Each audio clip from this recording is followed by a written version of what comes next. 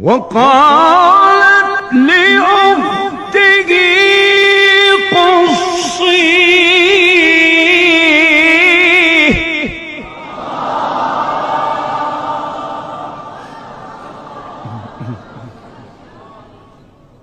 فبصرت به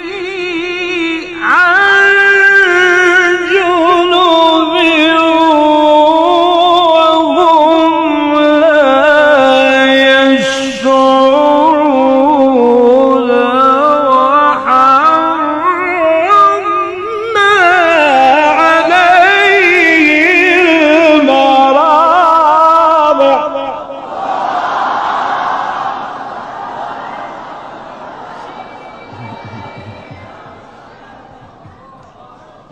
وحرمنا عليه المراضع من قبل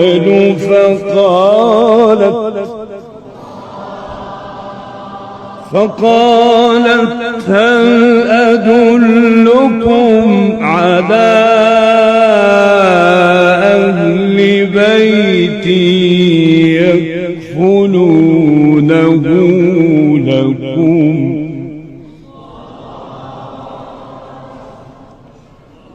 وهم له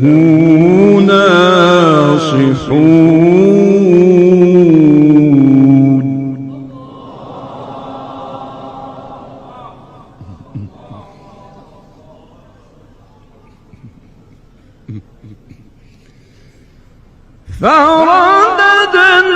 فرددناه إلى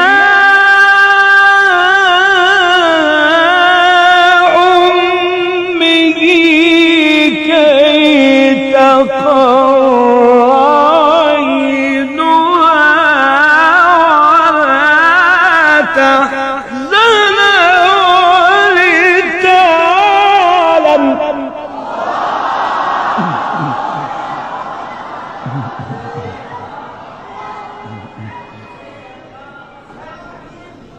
ولا تحزن ولتعلم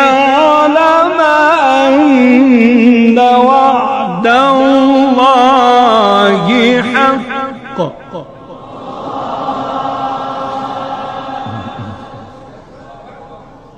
ولتعلم